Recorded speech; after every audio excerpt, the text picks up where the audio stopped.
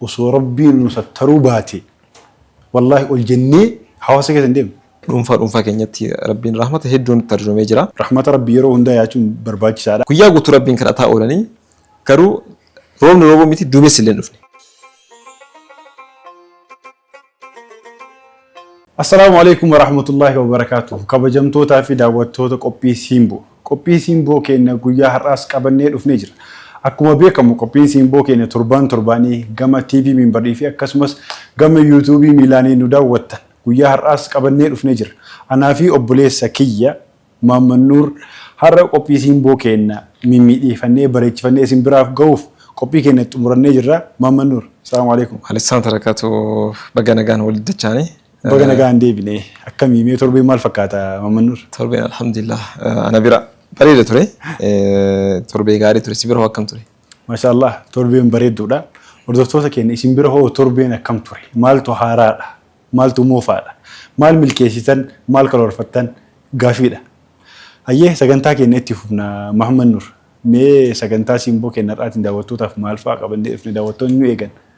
Yeroo baay'ee daawwattoonni keenyin sagantaa keenya kan Simboo irratti keessattuu immoo seensa irratti mata duree tokko qabanneetiin itti dhiyaanna. Mata duree san irraa bal'inaan miti gaggabaabsineetiin yaada keenya kan ibsinu. Mata dureen babal'aa ta'us asiin dura ajandaalee hedduu kaasaatiin kan turre. Mee torbee kana immoo maalirraa osoo haasofnee irra wayyaadha jettee yaaddaati? Mata dureen sagantaan keenya bal'aadha. Mata duree hedduu of keessaa qaba. Sagantaadhaan hedduu of keessaa qaba. Jidduu sagantaa hedduu affeeraanii deemna daawwattoota keenya. Asitti ammoo wanni nu jidduutti mari'annu mata duree qabannee akkuma beekamu yeroo hundaa dhufna. Mee har'a rahmata rabbii nutti oole. Rahmata rabbii yeroo hundaa yaachuun barbaachisaadha.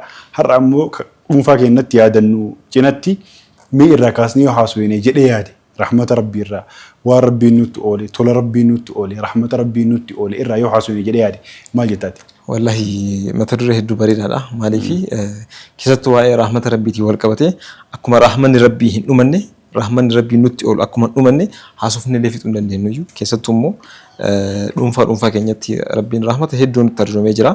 Rahmata kana immoo lakkoofnee fixuu hin dandeenyu garuu hammuma danda'ame lakkoofsa osoo hin ta'in ni'imaa kana nutis haa beeknuuf daawwattoonni kennallee haa beekaniif ni'imaa rabbiin nutti oole kanniin waan tokko irraa kaasaa haa deemnu.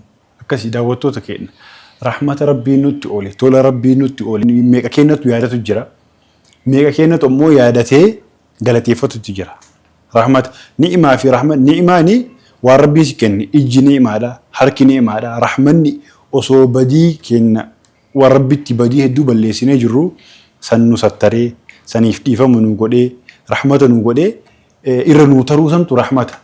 Ni'imaanillee rabbii ni'imaallee nutti oole, rahmatallee nutti oole waan hedduu wal nu biraa qaba. Saniifu eega ni'imaa nutti ooluu fi rahmata nu godhuu isaa beeyne ammoo maal jennare alhamdulillah ni'imaa inni ooleef jenna. Mee ni'imaa rabbiin nu oole keessaa wanni ati yeroo hedduu irra xiyyeeffattee galateeffattu maa inni Maamman Nuur? Ni'imaa yookaan rahmanni rabbiin nutti tarjume irra hedduudha. Rahmanni isaa immoo kan namni hedduun dagatu anas dabalatee irra hedduun keenya rahmata rabbii nutti oole jennee ka dagannu keessaa rabbiin aybii kenna hunda nuu sattara. Badii nuti dhoksaadhaan hojjennu ifatti kan hojjennu zulmii nuti rabbi irratti zollomnu rabbiin san hundayyuu nuu sattara. San caalaa immoo yoo toobaa goonee istighfaara goonee qalbii qulqulluudhaan gara rabbii kan deemnu ta'e immoo rabbiin badii nuti hojjenne san badii nuti isarratti dalagne san dhoksaanis haa ta'u ifatti badii nuti dalagne san gara ajriitti nu jijjiiree akka mindaatti nu lakkaa'ama jechuudha. Kun immoo rahmata rabbii nutti argame keessaa isa guddaadha. Hedduutu jira immoo kan asirratti yookaan immoo dubbannee illee haasofnee illee fixuu waan dandeenyu hedduutu jira. Meessi bira hoo maaltu si dhagahama? Akkuma ati jette rahmanni rabbii nutti oole tokkoffaan yeroo hundaa namni ilmi namaa kuni wanni wal kabajuuf yookaan ammoo wanni sadarkaa walii ol fuudhuuf maal kaangoo qabu, ka qabeenya qabu, ka beekumsa qabu nu jennu kunniin hundi isaa ka kabajameef illee ka qabeenya qabu sun illee ka kabajameef ka aangoo qabu illee ka kabajameef waan rabbiin isa sattareef. Osoo rabbiin isa sattaruu baatee badii isaa inni dalage san hawaasatti ifa godhe. Sigalee waan inni dalagu xiqqeenna isaa namni martuu xiqqaadha badiin qaba xiqqeennan qaba. Sigalee badii waan rabbiin ni'imaa isaa rabbiin itti oole keessatti ilmi namaa kafaraadha. Waan rabbiin jedhu.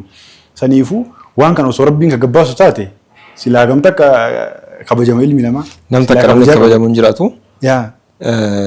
Saniifuu wanni ani irratti fookas godhu rahmata rabbiin nutti oole hunda keessaa ani akka malee itti xiyyeeffadhuu fi itti xiyyeeffatamuu qaba jedhee yaadu satiriidha. Osoo rabbiin nu sattaruu baate wallaahi ol jennee hawaasa keessa hin deemne. Manaa bahuu saalfan mee hundi kennaa of duuba deebine haa xiqqaa guddaan dargaggeessaa fi dubartiin illee of duuba deebine afaalaal sammuu keenya keessatti haa xiinxalinu waan dalayne badii dalayne san ta rabbiin qofti nu arge ta namni nu argin san osoo namni ka argu taate silaa manaa hin baata manaa baatee karra hin deemtaa silaa hin deemtu abadan uf ajjeefta badii dalayne sanitti hin saalfatta. Sirriidha. Saniifuu kun ammoo jalqaba irratti waan hedduun osoo jiru sattaramuun rabbiin nu sattaruun rahmata rabbii keessaa isa tokkoo fi isa guddaadha. Wallahi rabbiin gaafa nu uumuu jalqaba ilma namaatii fi bineensota yookaan immoo bineeldota yeroo adda baasu ilma namaa sammuu kenneefi. Ilmi namaa sammuu aqliilee ni qaba, shahwaalee ni qaba. Lachuu immoo shahwaa kana maaneej gochuun isaa sammuu irratti dipeend ta'a jechuudha. Bineeldota immoo yoo ilaaltu sammuu hin qabanii, aqlii hin qabanii shahwaa qofa wanti isaanii jechuudha. Kanaaf rabbiin ilma namaa yeroo adda godhu kan hundayyuu maaneej akka godhataniif hamtuu fi gaarii akka adda baafataniif kan adda godhe. Garuu immoo namni kanarra taree kanallee beekuu wallaalee rabbii irratti yeroo zulmii akkasii hojjetu namarraa dhokatee ta'e waan si ajaa'ibu keessa namarraa dhokannee zulmii gurguddaa kana yeroo rabbii irratti hojjennu rabbiin nu qabaa kana ni daganna beeki. Rabbiin immoo osoo nu sattaruu hin barbaanneeti yookaan immoo osoo rabbiin obsa hin qabaanneeti yeroo nuti zulmii hojjennu sana achumatti zulmii kenna ifa saaxila. Miilaan deemna, ijaan deemna, gurraan dhageenna, harkaan dalagna. Rabbiin wanta badii nuti ijaan hojjennu gara fuulduraatiif akka hin hojjenne yoo godhuu barbaade maal nu godhe ija keenya nurra jaamse jechuudha. Haadha kana jaamsee borsan jaamsee godhu ija keessa jaamsuu ni danda'a. Miila nuti deemnee gara badiitti ittiin deemnu kan ammoo akka hin deemne gochuu ni danda'a. Harka nuti tuttuinee hojjennee waan badii hojjennu kan ammoo akka hin hojjenne gochuu ni danda'a. San hundarraa iyyuu immoo darbee guutuutti wanta akka hojjenne godhuu ni danda'a. Maaliif rabbiin obsaadha. Badii kennallee nu sattara. Yoo immoo gaaf tokko tawbaa godhanii gara kee deebi'an jedhee waan eeguufi. Gaafa deebi'an hoo rabbiin gammachuun inni gaafsan gammadu jenna. Gammachuu daran guddaa. Gabrichi kiyya badii balleessarraa ana beekee gara kiyya gara gale jedheetiin rabbiin gammachuutti qabaata jechuudha.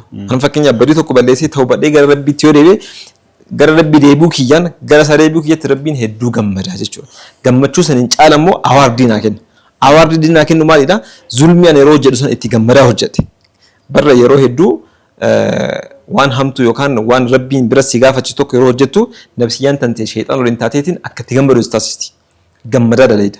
Zulmii jechuudha. Achi booda immoo sii galee badii hojjette sanarratti gaabbitee nadam jechuudha.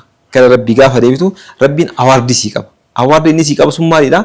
Yakka ati hojjette san zulmii ati hojjette san gara mindaatti jijjiira jechuudha. Ajiriidhaan si lakkaa'ama jechuudha. Rabbii wayita ati badii dalaydu dhokattee badii dalaydu si sattare ammoo wayita ati dhokattee toobattu sii dhiisu hin dhiisu. Yeroo Nabi Muusaati roobni dhabamee yeroo hedduudhaaf roobni dhabamee salaatul istisqaadhaaf gara dirreetti yaa'anii guyyaa guutuu rabbiin kadhataa oolanii garuu roobni roobuu miti duumessi illee dhufne. Achiin rabbiin waahii ergee Nabi Muusaa alayhi salaam isin keessa nama badii akkana hojjeteerutu jira. Nama yeroo waggaa hedduudhaaf waggaa 40 fi anarratti cubbuu hojjetaa tureeru jira. Hanga namni sun tawbaa godhee gara kiyya gara galutti rooba isin roobu jedheen. Nabi Muusaan yeroo masan awwaajan. Nu keessa namni badii hojjette, namni uf beektu, namni waggaa hedduuf rabbiin irratti zulmii gurguddaa hojjetaa turte gara rabbii kan keetii deebii sababa kan kee rooba dhabaarraa jedhaniin. Namni sunoo maal godhe? Iccitiidhaan rabbii irratti badii hojjetaa ture, namni biraa ittiin beeku badii san kophaa isaatti istikfaara godhee guutuutti gara rabbii garagalee osoo immoo isaan achi hin yaa'in roobni roobeefi jechuudha. Seenaa isaanis beekaa namtichi banii Israa'el suni of keessatti yaa Rabbi waggaa 40 rabbitti maasiyaa dalagee badii keessa ture.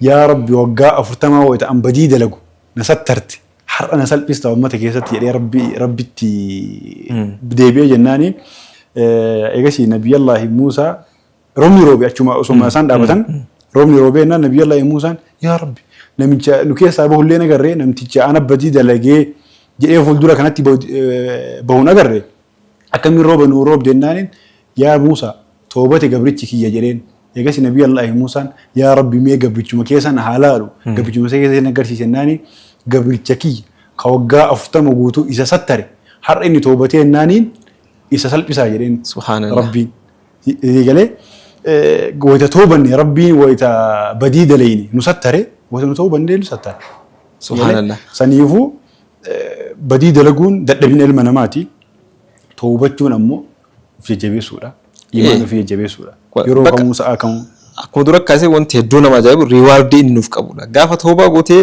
amma namtichi kun gaafa qalbii isaa guutuudhaan toobaa godhee gara Rabbii deebi'ee badiin inni waggaa 40 dalagaa ture guutuun gara mindaatti isaa jijjiiramaaf jechuudha kan eenyutu namaa godhe yoo Rabbiin hin taane wallahi Rabbiin bar dhugumaan rahiimidha beeki osoo ilma fakkeenyaaf ilma namaa laali ilma namaa faayidaa irratti wal dhabi Rabbiif jecha iyyuu miti faayidaa irratti wal dhabi abadan dhiifama siin godhu anna ajjeesi malee afu isin jedha na ajjeesi malee isin jedha sirri wanni hedduun ajaa'ibu ammoo wanni hedduun ajaa'ibuu fi bakka hedduutti argu daawwattoonni keenyas nama Rabbiin isa sattare irra fokkataa namaa jechuun nama Rabbiin isa sattaree waan Rabbiin isa sattaree san gabbahee himatu nama badiin boonu jechuudha nama maasiyaan boonu akkana godhee si mudanne guute jira hawaasa keessa irra fokkataa namaati jechuun nama badii isaatiin boonu nama maasiyaa dalage normaali namni maasiyaan dalaga dhokatee haa ta'u ifatti haa ta'u ka ifatti dalagu saalfatuu qaba ka dhokate ammoo achuma dhokatee badii isaa dhokatee achuma toobatu